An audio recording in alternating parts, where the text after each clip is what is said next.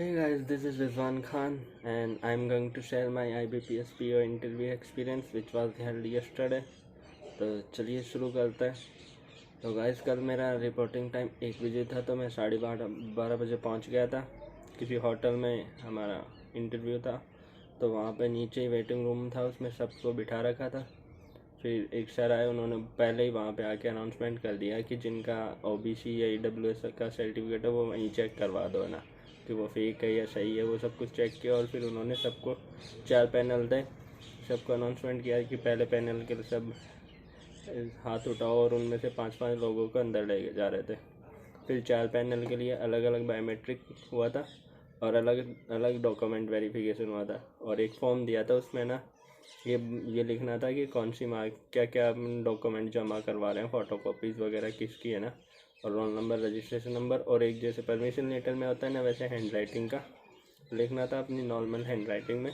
वैसे कोई ज़रूरी नहीं था, बस है ना वो कि वो हैंड राइटिंग वही है क्या जो अपन ने ना परमिशन लेटर में भरी थी ना, या फिर है ना प्रिंट आउट जो एप्लीकेशन फॉर्म में था, वैसी हैंड राइटिंग मैचिंग के लिए वो करवाते हैं। उसके बाद में 3 बजे तक ये सारा काम हो गया था। और रिफ़्रेशमेंट की बात करते हैं कि मैं ये कहना चाहूँगा कि कई लोग है ना ऐसे सोचते हैं कि रिफ़्रेशमेंट अच्छा मिलेगा तो खाना वाना भूखे चले जाते हैं, तो अच्छी तरीके से खाना वाना खा के जाना है, क्योंकि रिफ़्रेशमेंट की बात यह है कि वहाँ पे चाय मिलती है जिसका ये नहीं पता चलता कि वो मीठी है या फीकी। ऐसा लगता है बस गर्म पानी करके दे दिया, और बिस्किट के नाम पे छोटे छोटे बिस्किट मिलते हैं। तो अपना खाना वाना खा के जाना है, क्योंकि देख लो 1 बजे गया था, मेरा नंबर आया था 5:30 बजे, और मेरे बाद में भी कई लोग बैठे थे जिनका पता नहीं कब नंबर आया होगा ना। उसके बाद में जैसे ही ऊपर ले गए हमें इंटरव्यू के लिए, 4 रूम थे, 4 पैनलों के, उनके सामने चेयर डल रही थी, एक गैलरी थी, उसमें 4 रूम थे और चेयर डल रही थी। सबको उस रूम के सामने बिठा दिया। मेरा 5:30 बजे नंबर आया, तो मैंने गेट के अंदर जाते मैं आई कम इन सर बोला, तो बोला यस रिजवान आओ। अंदर जाते ही मैंने ग्रीट किया। 4 जेंट्स थे, एक लेडीज़ थी, जैसे नॉर्मली होते हैं, 5 लोग थे, एक लाइन में बैठे थे पाँचों। जाते ही फिर बैठा के उन्होंने बोला कि मास्क उतार लो और कंफर्टेबल हो जाओ। मैंने मास्क उतारा। उसके बाद में जो पैनल हेड थे, जो बीच में बैठते हैं, उन्हें देख के पता चल जाता है ये पैनल हेड है, बीच में बैठा रहता है ना। स्टार्टिंग में उन्होंने ऐसे बोला इंग्लिश में, उन्होंने इंग्लिश में बोला कि मास्क हटा लो, और इंग्लिश में फिर बोला कि अपनी क्वालिफ़िकेशन और अपनी फैमिली के बारे में बताओ।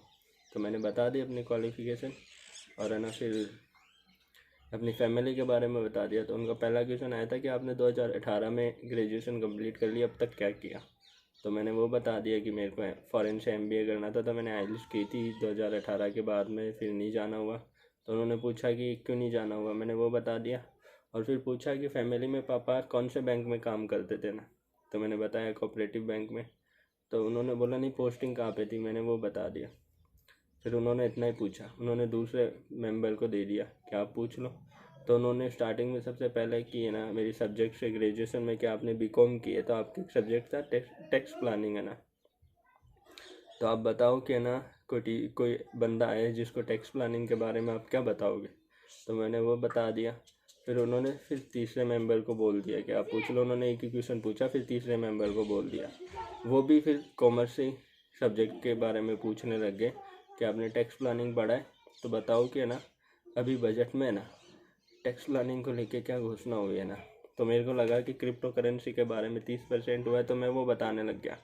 तो बोला नहीं क्रिप्टो करेंसी के बारे में नहीं, जो LTGC को लेके हुआ है। तो मेरे को LTGC की फुल फॉर्म तो पता थी, पर ये नहीं पता था कि क्या हुआ। तो मैंने बोल दिया कि सर है ना मैंने जहाँ से बजट पढ़ा है ना, तो उन टीचर ने मुझे इसके बारे में कुछ नहीं बताया। मैंने और अखबार में भी देखा था, अखबार में भी पढ़ा था मैंने थोड़ा बहुत बजट, तो वहाँ पे भी मेरे को कुछ नहीं बोला। तो उन्होंने 2 क्वेश्चन पूछे थे बजट के, दोनों के लिए मैंने ये आंसर दिया, तो उन्होंने बोला ठीक है। फिर तीसरे मेंबर थे, उनकी तरफ उन्होंने क्वेश्चन पूछा कि वर्ल्ड बैंक क्या होता है।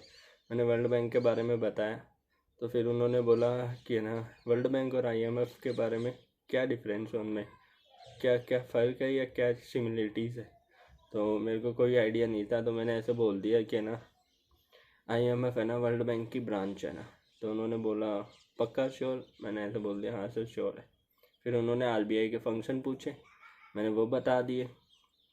उसके बाद में चौथे मेंबर जो लास्ट में जेंट्स थे, उनके पास उन्होंने सबसे पहले पूछा ये क्वेश्चन कि है ना जो अभी अभी गवर्नमेंट है ना बैंकों की मर्जर कर रही है वो क्यों कर रही है।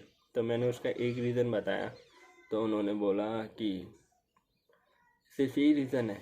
तो मैंने एक और रीज़न बताया, तो उन्होंने बोला ठीक है, पर मेरे को ऐसे लगा कि वो सेटिस्फाई नहीं हुआ मेरे आंसर से।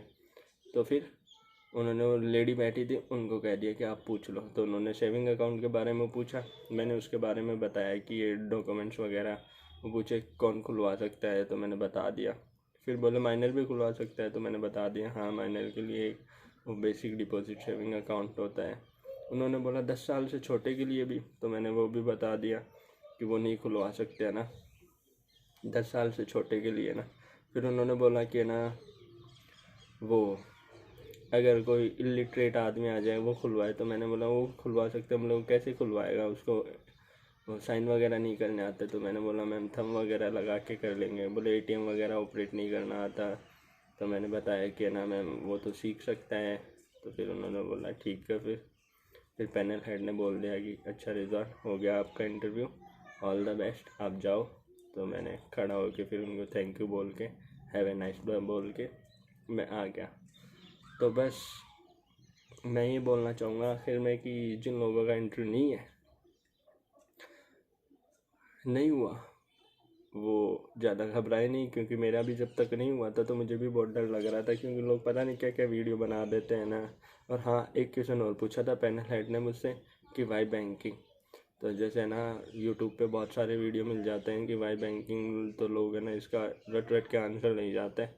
तो मैंने एचआर के जो क्वेश्चन किया उनके बिल्कुल भी नहीं रटा कि बैंकिंग क्यों चूज़ कर रहे हो, पापा के ना वो प्रोफेशन के बारे में, फैमिली के बारे में, हॉबीज़ के बारे में। हॉबीज़ मुझसे नहीं पूछी, कुछ भी हॉबीज़ से एक भी सवाल नहीं आया था।